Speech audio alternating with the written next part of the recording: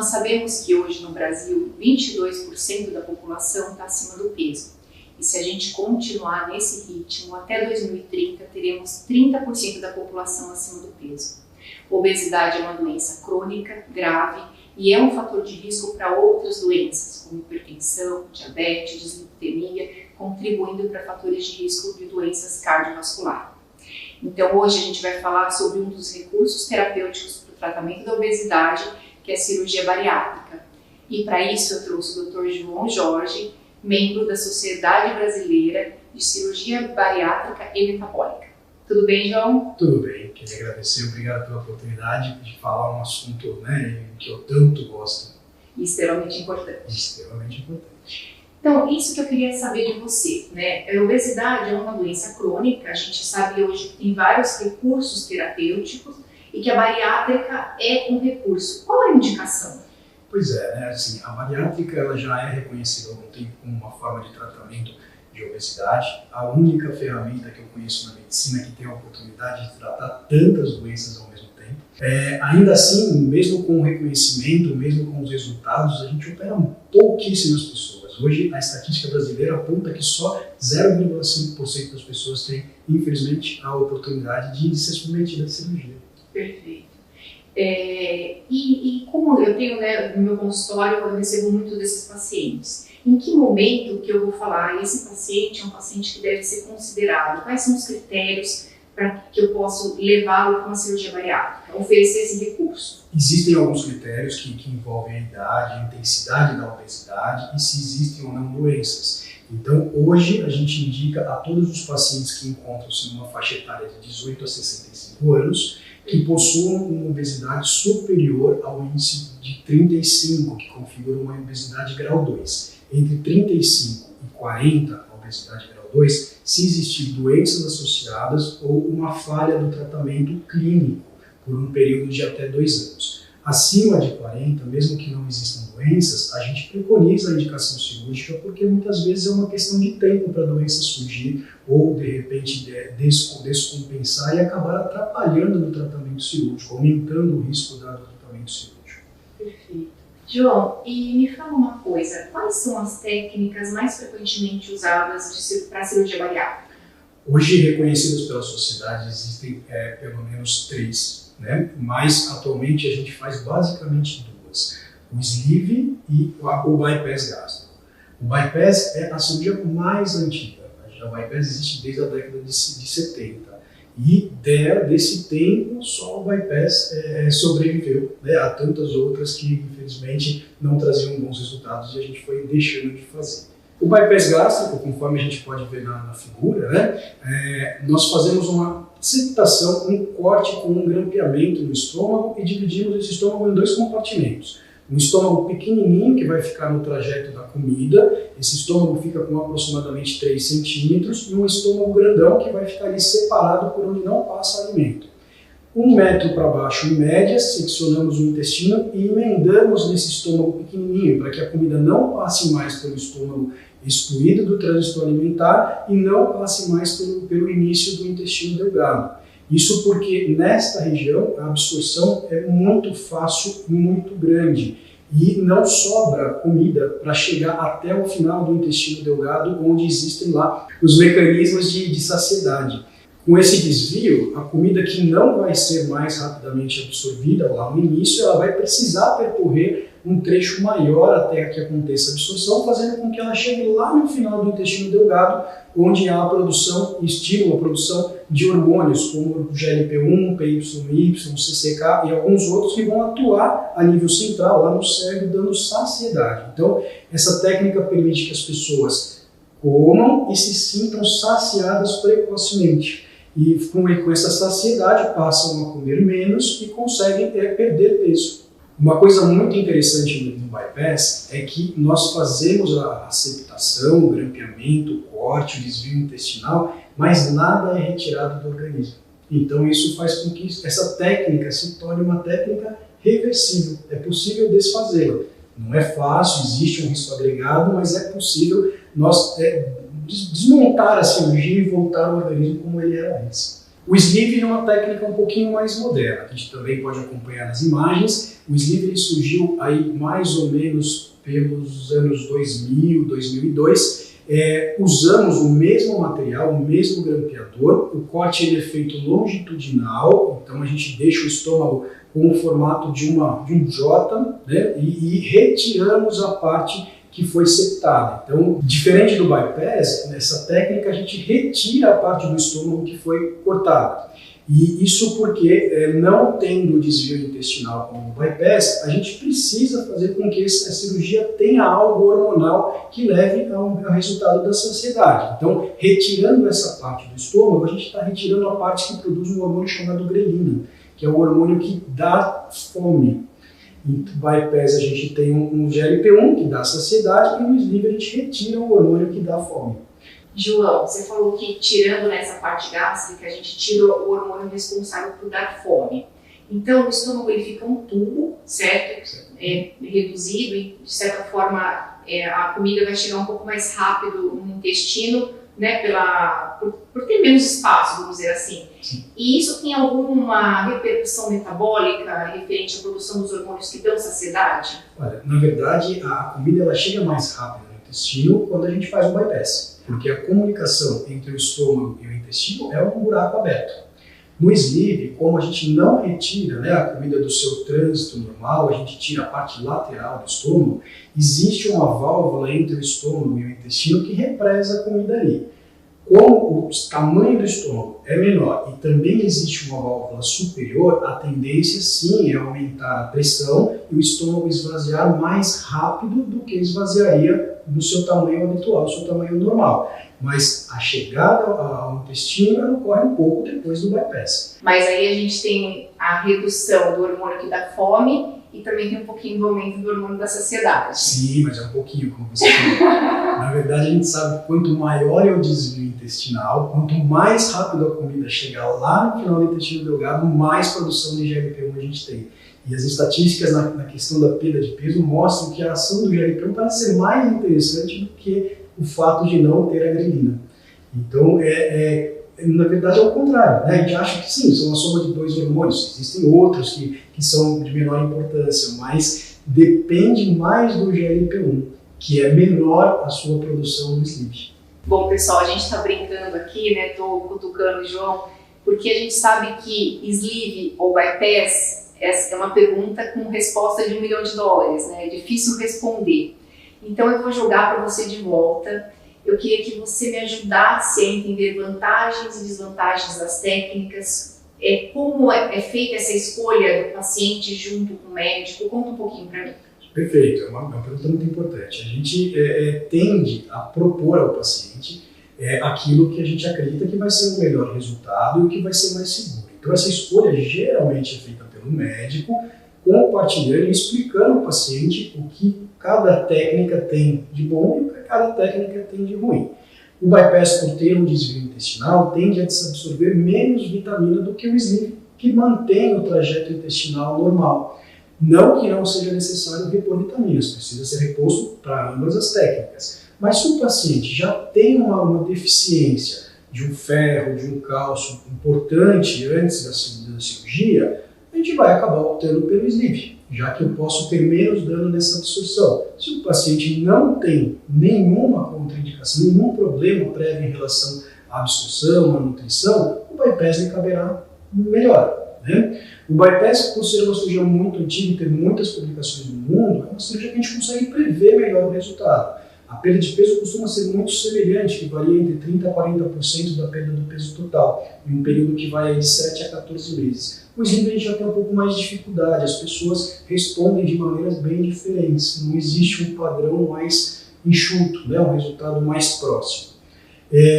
A possibilidade de desfazer a cirurgia, então se a gente prevê que esse paciente possa ter alguma doença no futuro, ou que se de fato ele já é operado e tem algum problema, o bypass me permite desfazer, o sleeve não, né?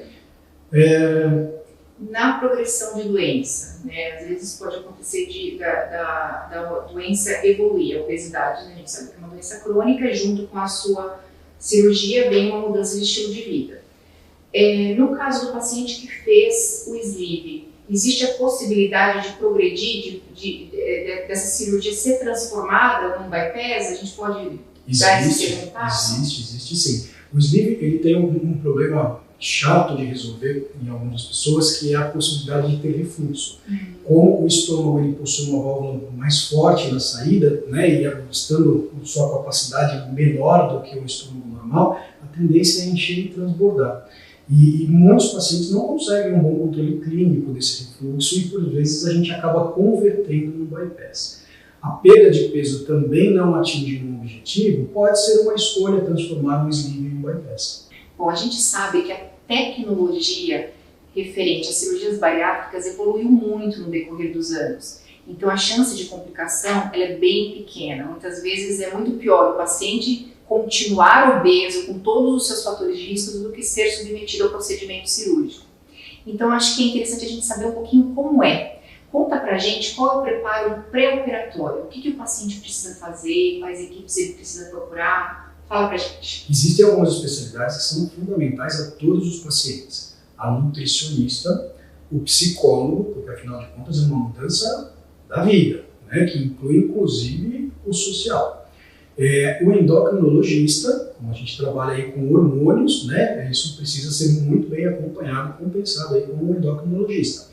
O cardiologista, uma avaliação de risco operatório para ser submetido à anestesia e ao procedimento em si. E as especialidades que vão além dessas citadas têm relação mais de acordo com cada paciente. Então, se eu tenho um paciente que tem um índice muito alto, que tem dificuldades respiratórias, eu vou agregar um pneumologista. Se ele tem problemas respiratórios da parte superior, como apneia, ronco, a gente vai agregar aí um otorrino, né? Então aí é mais individualizado. Uma coisa muito importante, Thalita, que as pessoas têm até dificuldade de entender, é que nós pedimos a todos os pacientes que emagreçam antes de operar. E vem logo aquele pensamento, eu vou operar, por que eu tenho que emagrecer? Né? O estômago é um órgão que está embaixo do fígado. E quando engordamos, principalmente aquele ganho de peso rápido, o fígado tende a inchar e dificulta o acesso ao estômago que vai ser operado, assim como dificulta a questão respiratória. Para o anestesista ventilar um paciente que tem uma gordura abdominal maior é muito mais difícil.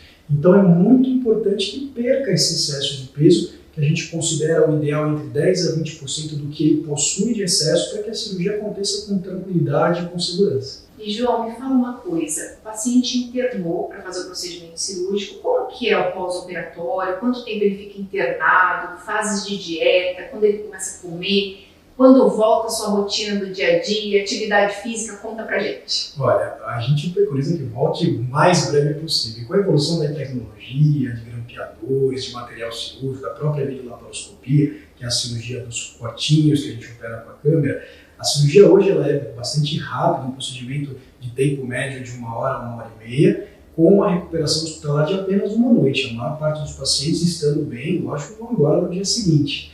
E a gente gosta que esse paciente chegue no quarto e já comece a andar. Isso vai ser muito importante, não só para que o intestino volte a funcionar, para que ele circule, né, e não tenha tromboses, embolias, como também já faz a manutenção aí da perda de peso sem perder muita musculatura.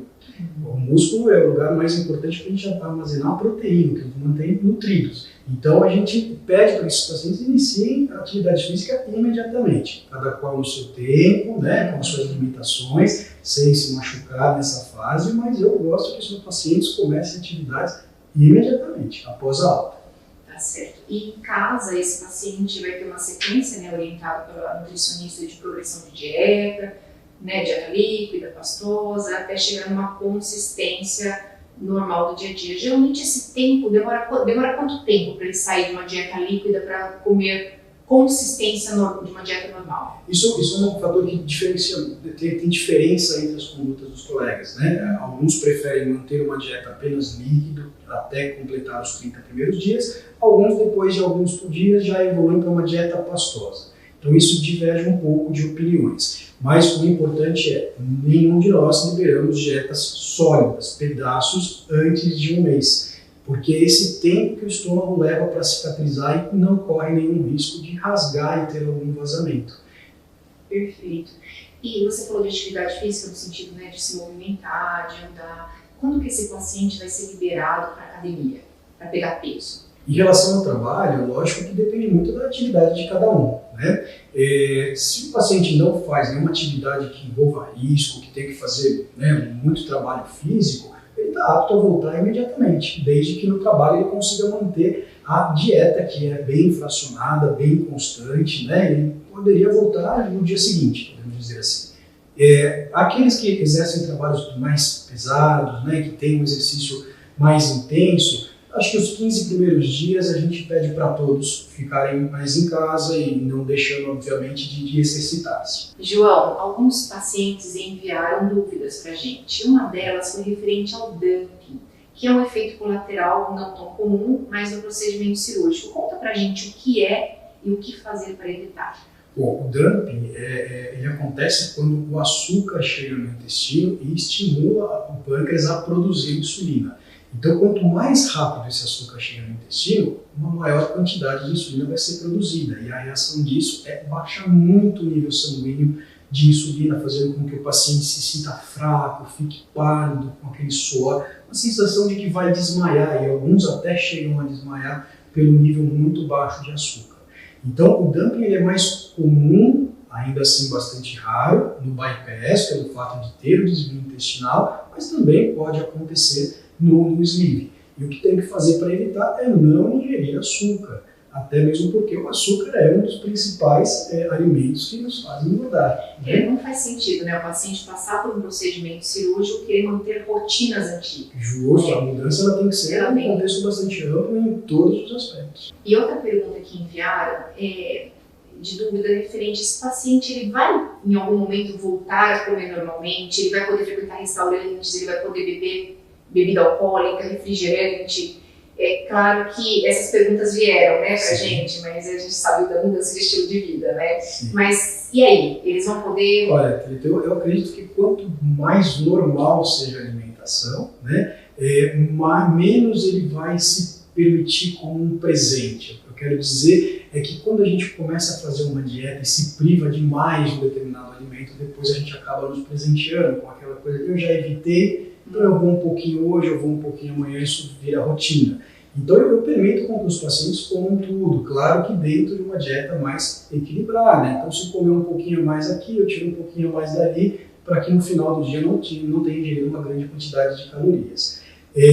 O refrigerante é muito ruim, né, de maneira geral. Para um paciente que tem sleeve, esse estômago vai estufar e vai refluir. Eu não vejo nem condição para isso. Geralmente os pacientes que operam por sleeve não conseguem ingerir refrigerante.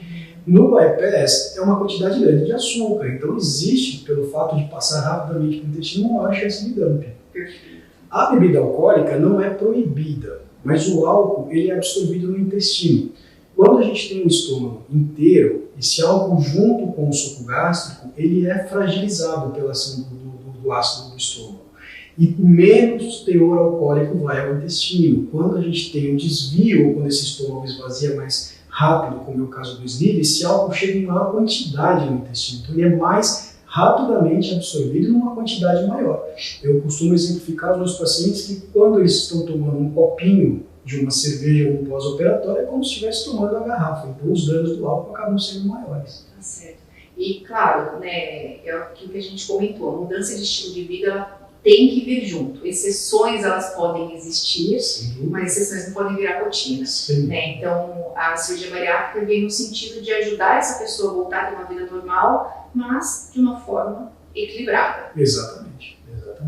João, e me fala uma coisa, o que você considera de importante ter num hospital, numa instituição, para que você leve seus pacientes para fazer cirurgia bariátrica? É uma pergunta muito importante, sim, porque é lógico que a gente se preocupa com a segurança desse paciente. Quando a gente opera um paciente obeso, a gente está operando um paciente doente em amplo aspecto, né? Cada um com as suas patologias, mas pacientes que geralmente não estão assim tão bem compensados, que foram parcialmente compensados para que seja segura a cirurgia, mas que podem descompensar com um ato cirúrgico. Então eu preciso que esse hospital tenha uma equipe não só médica, mas multidisciplinar, que conheça a cirurgia bariátrica, que saiba lidar com esses pacientes, que saiba lidar com essas doenças que podem descompensar no pós-operatório. Associado aí, aliado, né, à tecnologia, que também é um fato muito importante, para que a gente faça a cirurgia cada vez com mais segurança. Tá certo. E aqui no Hospital Blanc você tem esse recurso? Sem dúvida, o hospital aqui é maravilhoso. João, obrigada por você ter vindo aqui hoje, por ter compartilhado os seus conhecimentos, ter esclarecido dúvidas dos nossos pacientes. Eu que agradeço a você e agradeço ao hospital pela oportunidade de falar um pouquinho daquilo que eu gosto muito. E agora a gente finaliza mais um episódio do Blanc Science. Nos vemos em breve.